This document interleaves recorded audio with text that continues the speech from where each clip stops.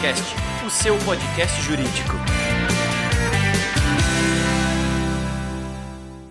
Olá, meus amigos advogados e minhas amigas advogadas, sejam todos bem-vindos a mais um episódio do Juriscast, o seu podcast jurídico. No episódio 134, que é o episódio de hoje, falaremos sobre o STF e o Marco Civil da Internet. Portanto, fique com a gente até o final, não perca que a conversa aqui vai ser muito boa. Até porque provavelmente você está assistindo esse episódio pela internet, é um grande interessado, direto ou indiretamente nesse tema. Então não sai daí, fica aí até o final. Quero fazer também um agradecimento aqui ao ProJury Summit, o maior evento jurídico da atualidade. A gente vai passar aqui agora um vídeo para você assistir e poder se inscrever desde já. Vamos lá!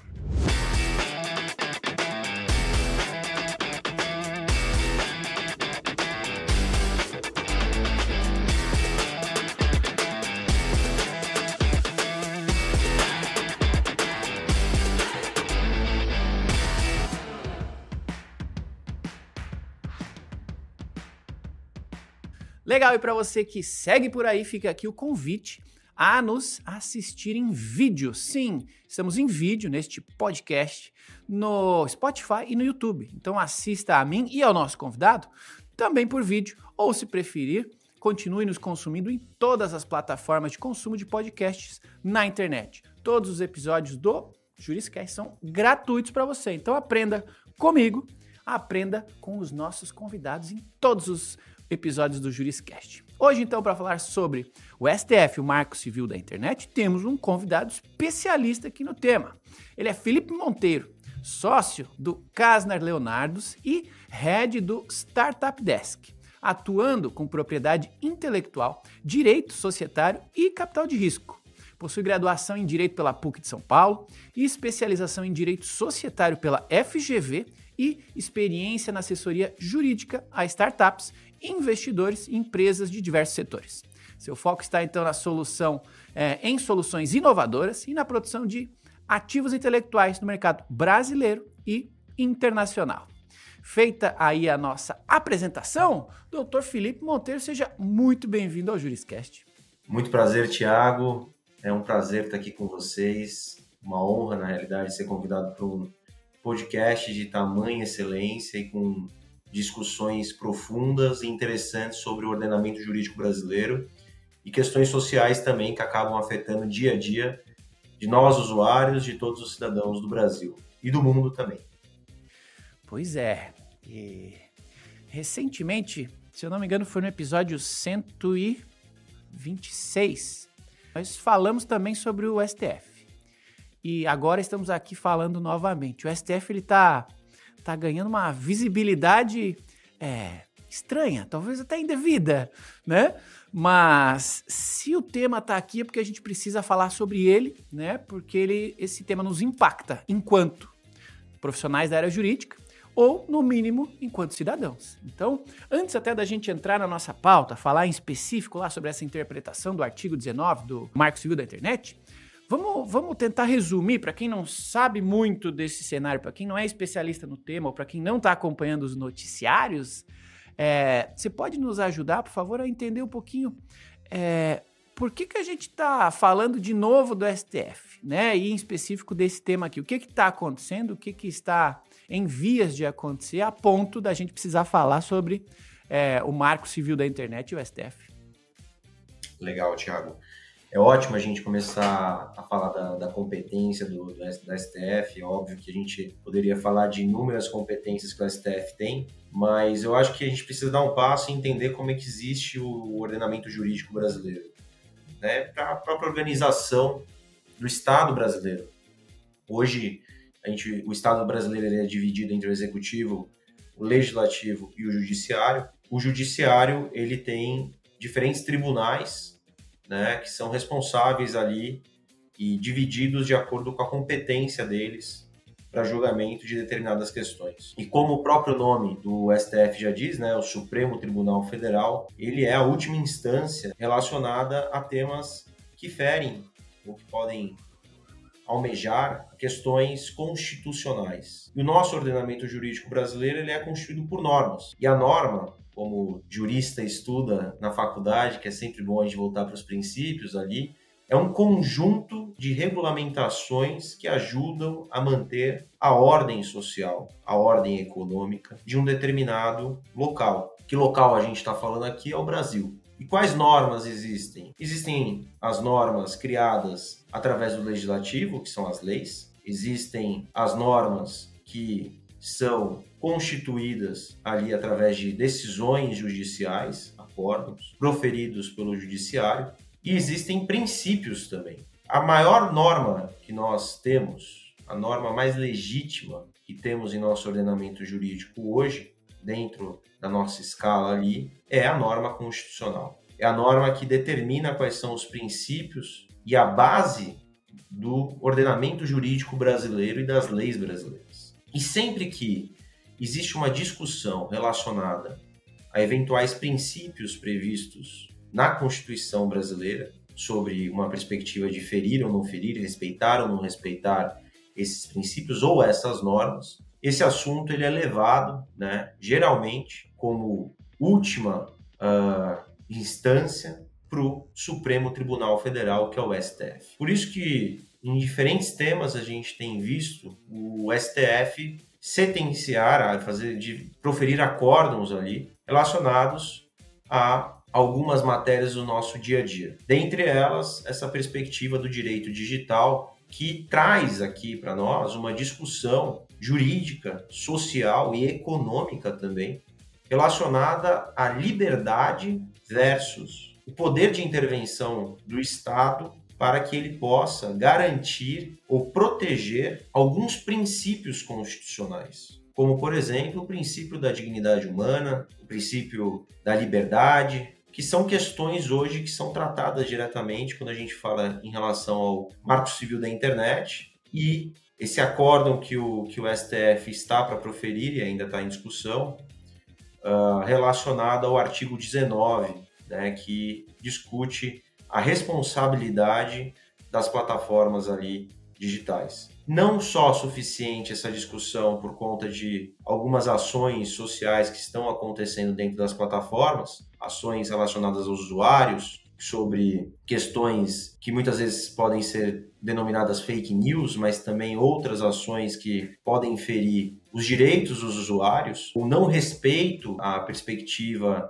de liberdade e existência de um ser, quando há um ferimento à honra ou por exemplo, até a característica de escolha social ou escolha relacionada ao gênero de determinada pessoa, também abarcamos ali quando falamos dessas plataformas que, em determinado momento, estão desenvolvendo políticas para tentar combater isso, mas a gente entende que é necessário ter uma decisão ali do Supremo Tribunal Federal. E no que pese esse julgamento, a gente sabe que no começo desse ano, logo em janeiro, tivemos algumas decisões polêmicas também de algumas plataformas, né, em nível mundial, como por exemplo da Meta, que resolveu alterar os seus termos e condições de uso e política de privacidade, ou seja, as regras do jogo, né, ali que permeiam a plataforma, no que toca aos direitos de grupos minoritários ou a outros direitos, né, ou até mesmo o que a gente denomina ali como a filtragem de determinados conteúdos para entender a veracidade ou a perspectiva desse conteúdo de determinada forma infringir o que previa ali as políticas, né?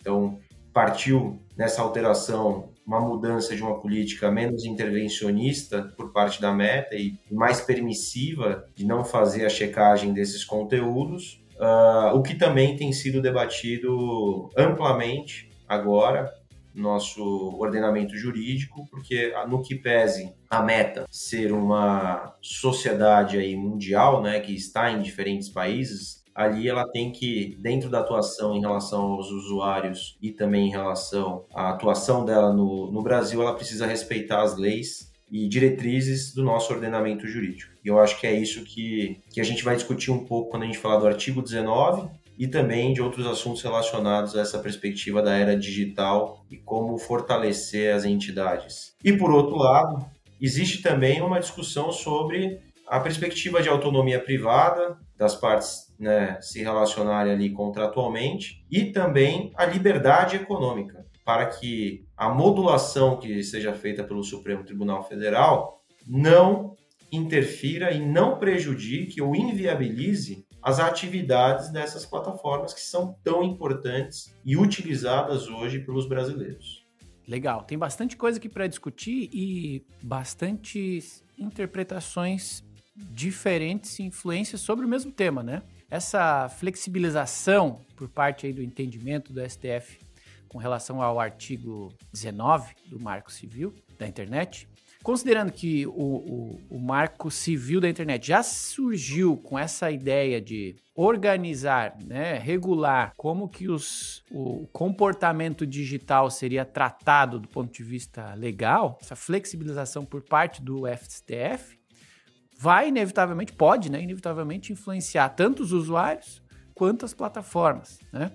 Como é que você acha que isso, do ponto de vista aqui, inicial, entre outros que a gente vai falar, de liberdade de expressão e até a pluralidade de debate público, como é que você vê que essa flexibilização, ou possível flexibilização, pode influenciar para o bem ou para o mal, na sua visão, na sua opinião jurídica aí, o uso das plataformas digitais dali para frente? Olha, no que tange a flexibilização das políticas que foram impostas ali e propostas pelas plataformas, eu entendo que essa flexibilização ela pode acontecer desde que a plataforma consiga garantir de algum método, a partir de algum método, a proteção a direitos que são direitos que eu digo aqui, eu denomino pessoalmente direitos de uma sensibilidade profunda. Então, você pode permitir, deve permitir um debate político, você pode permitir outros tipos de debate, deve permitir, mas até um determinado ponto, até o ponto de que aquele debate ele não gera e ele não infringe nenhuma norma constitucional, seja relacionada à dignidade da pessoa humana, que abarca uma série de questões, ou também, por outro lado, seja relacionada à perspectiva de liberdade de expressão. Porque o que também estava acontecendo, e poucas pessoas dizem isso, é que muitas vezes essa filtragem, né, esse filtro que era imposto aos conteúdos, ele tinha uma perspectiva de erro também, muitas vezes impedindo determinados conteúdos que não eram conteúdos que se caracterizavam como mensagens falsas, as fake news, que não se caracterizavam também pela perspectiva de ferir diretamente os direitos. Faz parte ali do jogo, a gente sabe que todo mundo está passível ao erro. Então, olhando para as políticas nesse primeiro momento, eu acho que a flexibilização ela pode acontecer, ela aconteceu.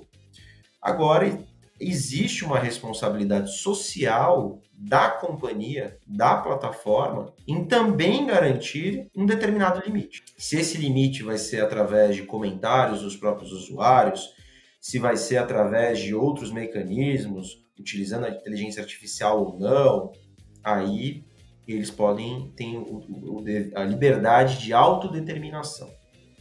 Olhando diretamente agora para a norma do Marco Civil, ali da internet, do artigo 19, o artigo 19, ele visa, quando ele é construído, garantir a liberdade. Então, o que ele diz, em termos simples aqui, né? Que nenhuma plataforma vai ser obrigada a retirar uma determinado documento, uma determinada expressão ali dentro da plataforma, a não ser que se tenha uma decisão judicial. Em termos procedimentais, isso significa que se alguém se sente com o seu direito ferido, além de notificar a plataforma de forma extrajudicial, esse agente que está se sentindo ferido, ele precisa entrar num processo judicial e conseguir uma decisão, obter uma decisão judicial. A grande questão aqui que está sendo debatida é, primeiro, o tempo dessa decisão judicial, porque na maior parte dos momentos é um tempo alto, grande,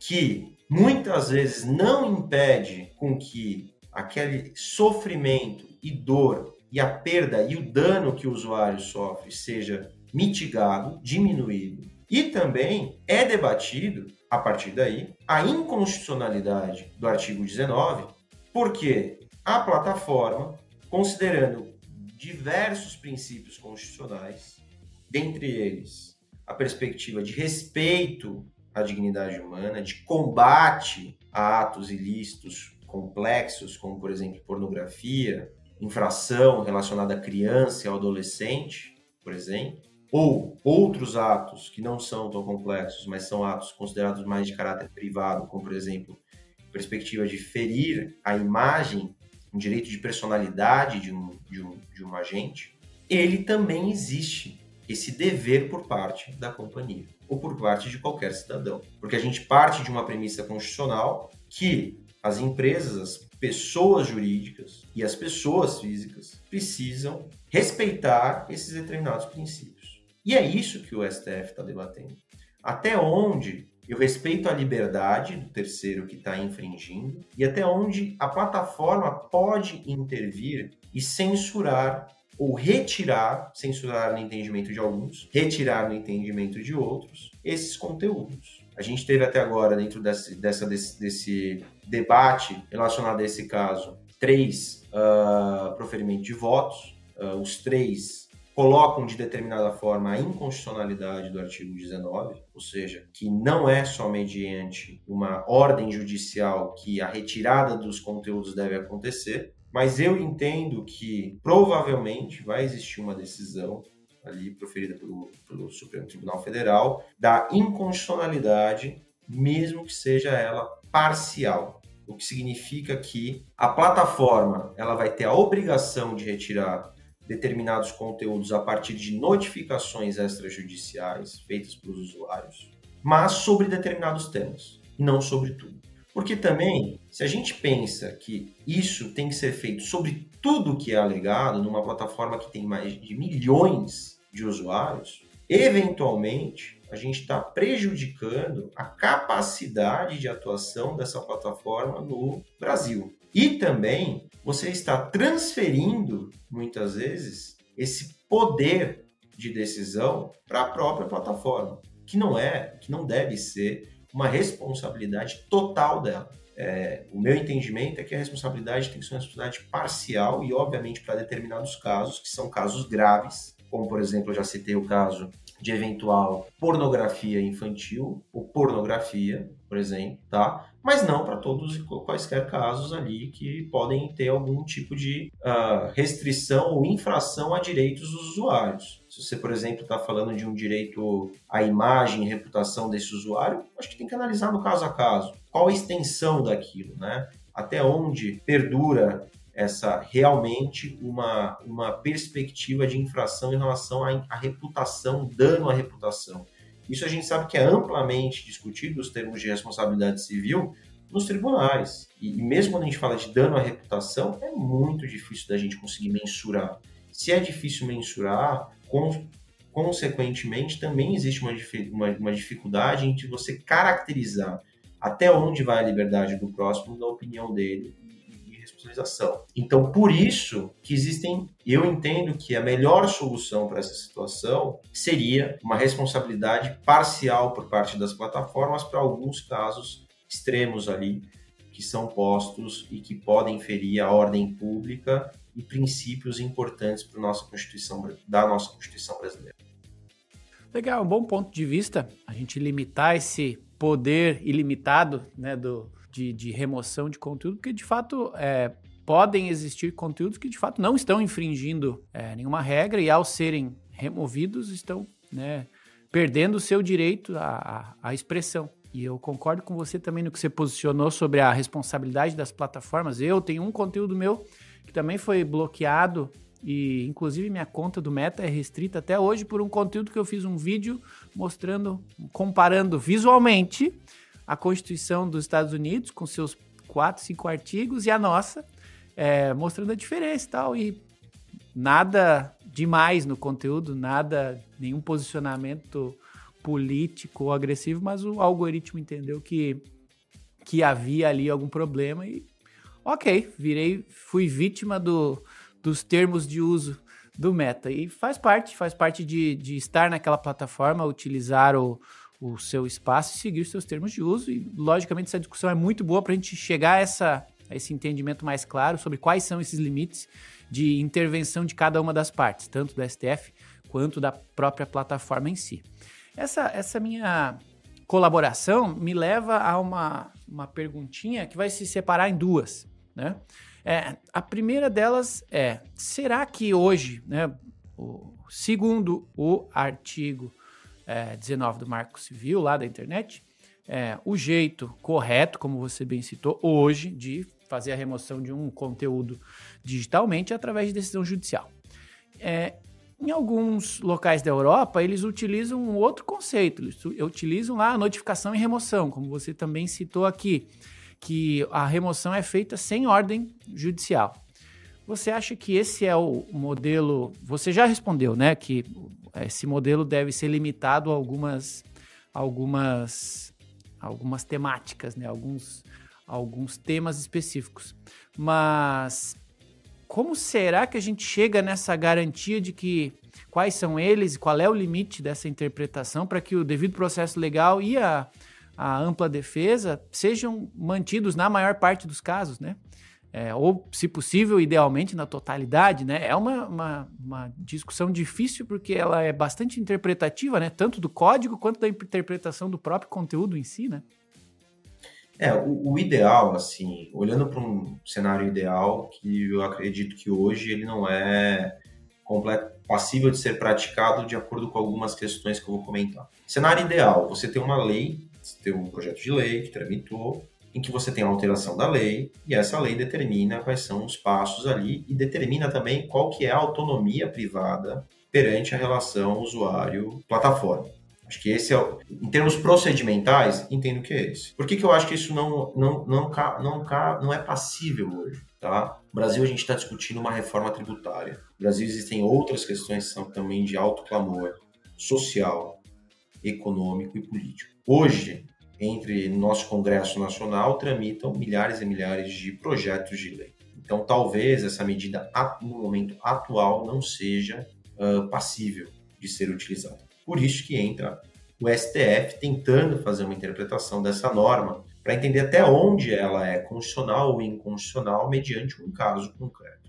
Eu acho que hoje é o que nós temos para essa situação específica. Não estou colocando outras situações em que eventualmente o STF esteja decidindo. Olhando para uma perspectiva de atuação mesmo das plataformas, como eu disse, ela tem que ser responsabilizada e ela tem que parcialmente, e eu acredito que ela já tem que criar mecanismos de autorresolução com os próprios usuários. Um exemplo, se eu acho que o Thiago ele veio e infringiu e expôs de alguma forma algum direito meu, eu vou entrar com uma notificação extrajudicial. A própria plataforma faz um método de resolução desse conflito e decide ali dentro dos termos e condições de uso e da política dela. A minha discussão, para determinadas questões, e aí quais são essas questões?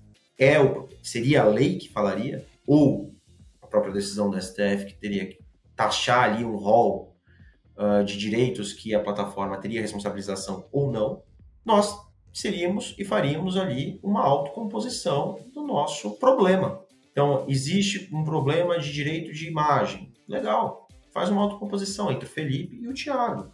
A plataforma intermedia isso. Ou a plataforma aconselha ou coloca algum profissional para intermediação disso, para mediação disso, para que exista uma autocomposição. Porque da mesma forma que nós temos um Congresso Nacional repleto de projetos de lei, isso também acontece de uma forma um pouquinho distinta com o nosso judiciário. O judiciário está repleto de batalhas e disputas judiciais. E claramente ele não consegue, dentro da celeridade do que acontece na plataforma digital, ele não consegue decidir com a mesma celeridade. A gente estava discutindo há alguns anos atrás a perspectiva de direito ao esquecimento, se ele acontece ou não acontece, se ele existe ou não existe. Mas você sabe que o que viraliza hoje, daqui a um mês, provavelmente não está mais viral, mas ficou ali. E aí? Como é que eu vou conseguir retirar isso dentro de um mês? Aí eu vou ter que fazer um pedido de liminar, o juiz vai ter que analisar, conceder, enfim. Eu entendo que para determinados objetos, a gente vai precisar de um mecanismo criado pelas plataformas de autocomposição, em que a plataforma, e aí entra o que você colocou, a plataforma ela não vai somente escutar um lado, ela vai escutar os dois lados. né? Então, ela, entre aspas, vai estar garantindo, numa perspectiva privada, uma ampla defesa ali dentro do usuário. Ela vai escutar o Thiago, vai escutar o Felipe e vai determinar. O Felipe não ficou feliz, aí ele vai ter que ir para uma ação judicial, porque ele discorda daquilo ali que foi posto. Mas pelo menos ele dá mais legitimidade para esse processo de tentativa de autocomposição entre os usuários ou entre a plataforma. Eu estou colocando, obviamente, aqui um caso de 2 usuários, mas pode existir também um caso em que a plataforma, como o seu caso, né, que você comentou anteriormente, que a plataforma está entendendo de forma diferente. Então, dá um processo ali para que você explique, demonstre através de provas e entenda também. Porque muitas vezes o que acontece por parte da plataforma, isso daqui fere nossos termos e condições de uso. Ou isso daqui fere, de alguma forma, a ordem constitucional, o ordenamento jurídico brasileiro. Ou fere de leis brasileiras. Tá, mas Sim. O quê? O Não que está tem ferindo? muita clareza sobre os aspectos que estão sendo levados em consideração na decisão, né? É isso, porque imagina o seguinte, hoje, uma das questões mais difíceis é a gente conseguir garantir direitos de propriedade intelectual dentro das plataformas. Então, como é que eu vou garantir que aquele terceiro está utilizando, através de um licenciamento, a minha marca, ou o meu conteúdo autoral? Se tem um terceiro desavisado que está utilizando a minha marca, sem autorização, eu vou até a plataforma e peço para ela retirar. Esse terceiro, ele tem que estar ciente do porquê que o conteúdo está sendo retirado. Até porque ele tem que aprender com aquilo, porque senão ele vai achar que foi uma outra questão e ele vai continuar repetindo o ato, e isso vai gerar um maior gasto e custo também ali para as plataformas. Porque, querendo ou não, elas vão precisar investir, como elas investiam para fazer ali o filtro, a filtragem dos conteúdos, elas vão precisar criar novos mecanismos, tecnológicos ou não, provavelmente tecnológicos, para conseguir resguardar esses direitos. Legal. Legal que você falou até de propriedade intelectual. Essas plataformas, elas cresceram e se popularizaram tanto por conta de tecnologias proprietárias que hoje nós chamamos de algoritmos, mas que são eles, uma tecnologia proprietária da rede, que faz normalmente essa recomendação, esse filtro, com base em atributos que também nós não conhecemos de forma geral, né? Mas é esse algoritmo que faz o filtro dos conteúdos e das informações que os usuários passam a receber, né, ao acessar essas redes.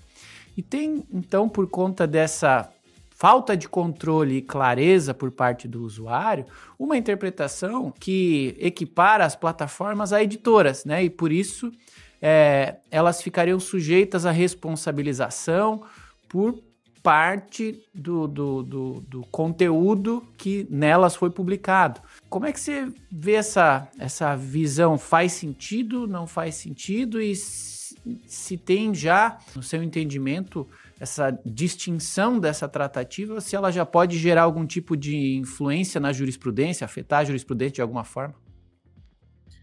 A plataforma ali, hoje, com o avanço tecnológico, a gente sempre fala do intermediador.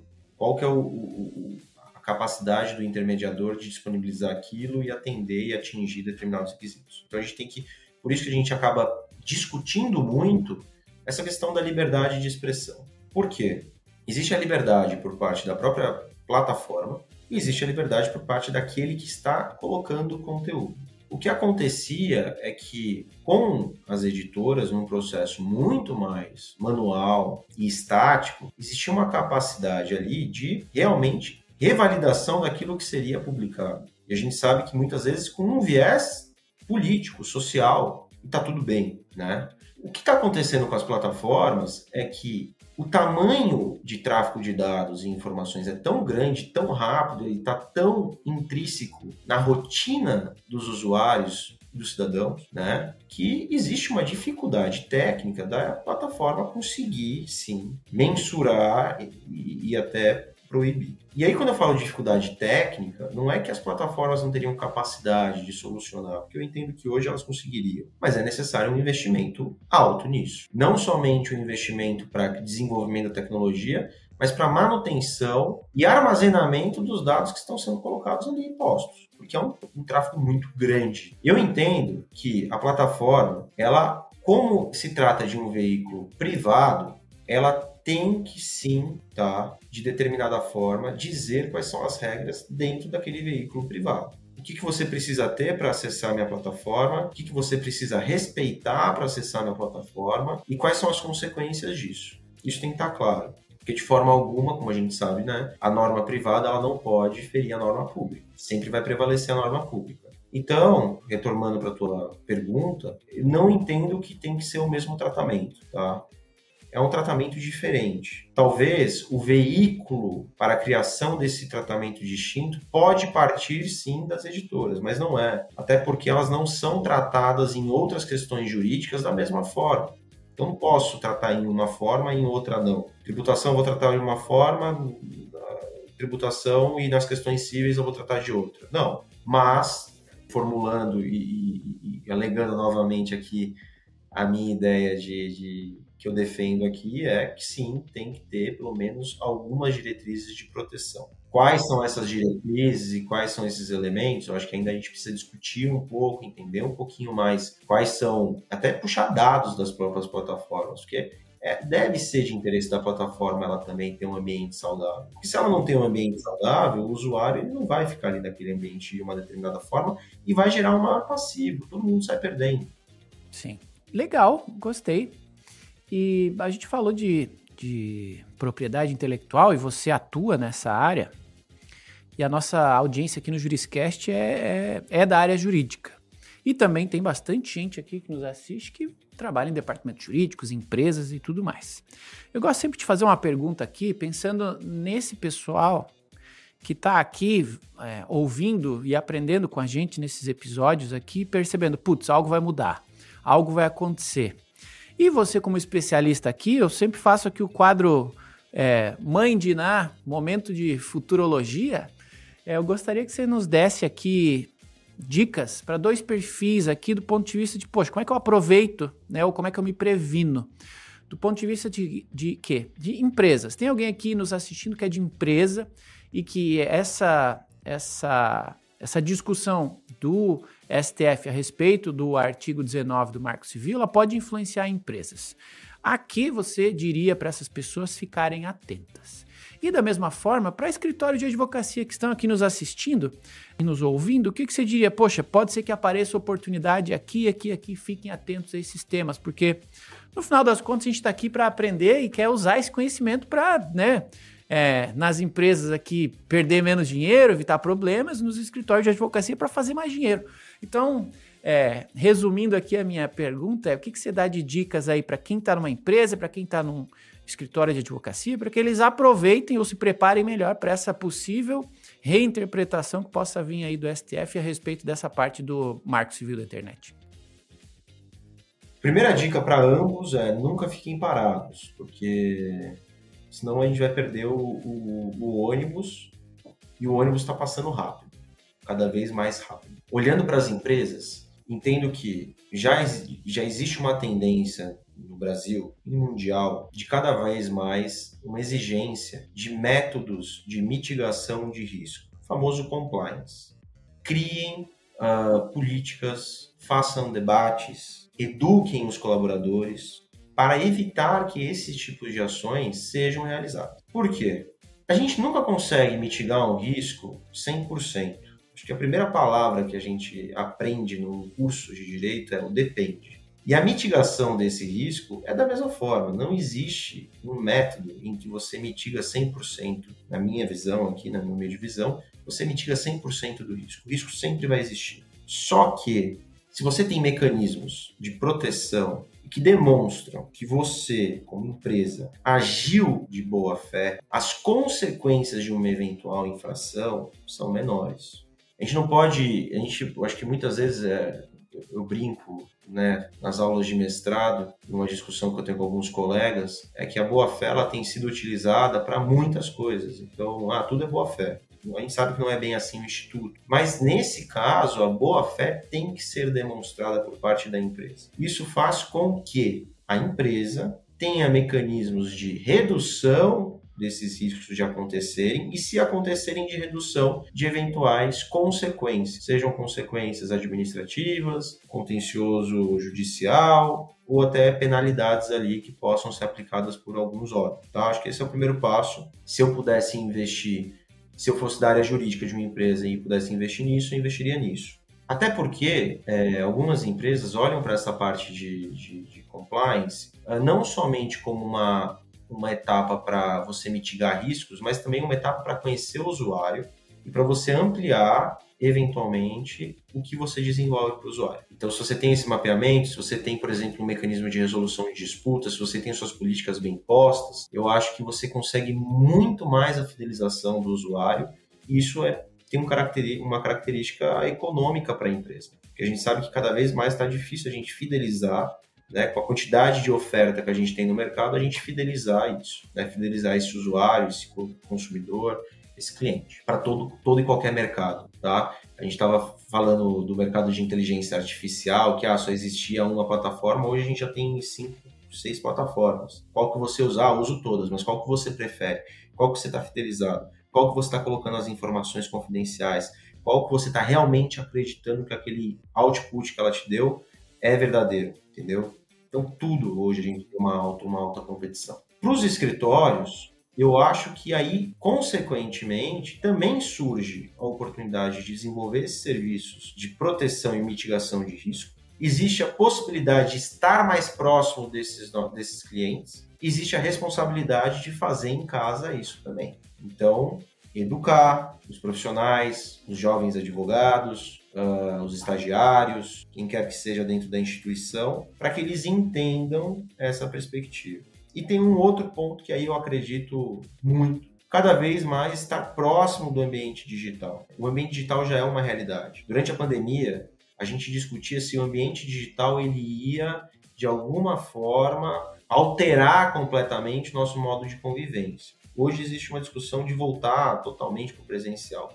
Eu sempre achei que ele não vai substituir o ambiente presencial, mas ele veio para agregar nas relações. E você estar próximo disso é muito importante. Porque uma vez que você está próximo de dentro de princípios, você entende, e aí é uma perspectiva muito importante para os advogados, que eu acho que é uma ausência do que a gente não tem na faculdade, você precisa entender o negócio do seu cliente. E para entender, você precisa estar próximo. E muitas vezes estar próximo precisa ser usuário, para ver como é que reage. Então, para isso, também vão existir outras oportunidades. Sendo proferida uma decisão ali do STF sobre responsabilização ou não responsabilização, isso vai gerar diferentes demandas. Se tiver uma demanda de responsabilidade parcial ou não, as próprias plataformas vão ter que se adequar. E as plataformas não vão ficar somente com a responsabilidade. Elas trabalham com parceiros. Então elas vão passar essa responsabilidade para outros parceiros também que trabalham ali conjuntamente. Se tiver uma decisão de manutenção e não flexibilização dessa perspectiva da decisão judicial, vão ter que ser criados caminhos que facilitem uma tomada de decisão mais forte por parte do judiciário. E o advogado, sendo um dos atores dentro do ambiente do ordenamento jurídico, ele vai precisar criar metodologias e discutir essas metodologias para que elas sejam eficientes e para que ele consiga, no final das contas, defender o direito do teu cliente, do cliente que ele está representando ali. Então, essas são as duas hipóteses que eu prevejo, que eu acho que podem gerar valor tanto para a empresa como para os escritórios. Legal, dava para ficar mais 1 hora falando aqui. Eu ainda tenho na minha pauta aqui mais 5 perguntas, quase mais 4. Mas não vai dar tempo para a gente continuar essa conversa aqui. Tinha pergunta aqui de fake news, de inteligência artificial, um monte de coisa boa, mas o tempo voa. Então, eu vou deixar aqui um espaço que eu sempre gosto de finalizar nossas conversas aqui, abrindo espaço para o nosso convidado abrir aí as portas digitais ou até físicas, né, para a nossa audiência. Tem bastante gente que acaba conhecendo um tema, conhecendo referências profissionais aqui no Juriscast e que gostariam de continuar conhecendo-os e estreitando relacionamentos fora daqui. Então, Felipe, eu queria te convidar aqui e deixar o espaço aberto para que você deixe aqui a melhor forma de contato para entrar em contato com você e os temas aí que você está aberto a discutir com a nossa audiência, porque o que a gente sabe, o que eu tenho certeza, pelo tanto que eu converso com as pessoas que nos assistem aqui, é que as conversas elas começam aqui, mas elas não acabam aqui. Então, quais são as melhores formas de encontrar você, além de falando aqui com a gente no Juriscast? Obrigado pelo espaço, Thiago. É sempre bom fazer esse tipo de bate-papo. Eu adoro, eu poderia ficar aqui horas e horas conversando. Quem quiser entrar em contato, pode entrar em contato, eu sou muito acessível. Pode entrar em contato através do LinkedIn. Meu LinkedIn é o Felipe Monteiro. Lá vocês vão conseguir minha atualização de conteúdo, conversar comigo. Se precisar, a gente troca e-mail, troca WhatsApp. Tá? Também tem o contato do LinkedIn do meu escritório, que é Casnar Leonardos, e tem o Instagram também do meu escritório, que chama Casnar Leonardos, @CasnarLeonardos. Quem quiser também ficar mais próximo de questões de propriedade intelectual, de questões societárias, do mercado de tecnologia, acessa lá que a gente vive postando conteúdo e discussões interessantes, tá? E quem quiser mandar um e-mail também, tem o meu e-mail aí, felipe.monteiro@casnarleonardos.com. É só me mandar um e-mail que a gente começa a nossa conversa. Que legal, tá feito aí a ponte, meus amigos da audiência. Aproveitando o tema, me sigam aí também nas redes sociais, @Thiago Facchini. Eu tô lá em todas, no LinkedIn, no Instagram, no Twitter. Se aparecer uma nova, eu vou estar lá também, porque rede social é para socializar. E contem comigo para isso. Eu adoro conversar com vocês. Tem bastante gente que fala comigo, sugere temas, sugere entrevistados. E a gente tem que usar esse espaço, né? O benefício de viver num mundo digitalizado é esse. A gente consegue conhecer, conversar e aprender com especialistas do mundo inteiro. Basta que aproveitemos essa oportunidade, que utilizemos essa informação da melhor maneira possível. Você acabou de receber aí a possibilidade de conversar de perto, né, com o Felipe, então aproveite. Vamos deixar os links em todas as descrições aqui, para que você não precise nem digitar, porque Casnar é meio difícil, tem um monte de letra ali no meio, mas se o pessoal não souber, o link vai estar aqui na descrição, tá bom? Fiquem tranquilos. Bom, feito aí o nosso momento de aproximação com a audiência, me resta aqui, em nome da audiência e, logicamente, em meu nome, lhe agradecer, Felipe. Muito obrigado por ter topado esse desafio de vir aqui falar de um tema espinhoso, né, que é o STF, Marco Civil, uma interpretação diferente do texto posto hoje. Só posso lhe agradecer pela disponibilidade, pela gentileza de ter compartilhado seu conhecimento aqui com a gente. Obrigado, Thiago. É um prazer. Conte comigo e que possamos tomar outros cafés e também possamos aí participar de outros projetos e outros episódios. Sempre acompanho o teu podcast e vocês estão de parabéns. Legal, muito obrigado. Isso aí é fruto de fazer o que a gente fez aqui hoje, ó, trazer especialistas. Eu sempre sou o maior beneficiário dos Juriscasts, porque eu aprendo com cada profissional que não dá nem para contar. Só você ouvindo todos os episódios aí para você saber o quanto gente boa já passou por aqui. Muito obrigado, então, de novo, Felipe.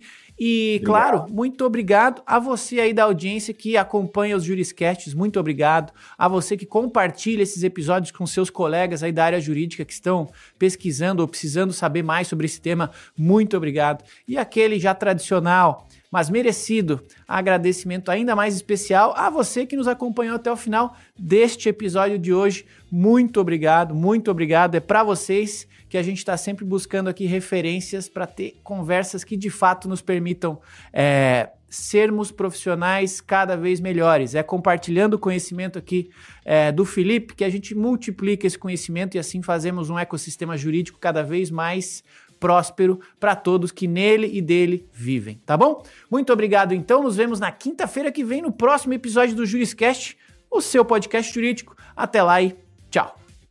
Você ouviu o Juriscast, produção e oferecimento ProJuris, plataforma de inteligência legal, líder no desenvolvimento de software para departamentos jurídicos e escritórios de advocacia. Conheça mais em projuris.com.br.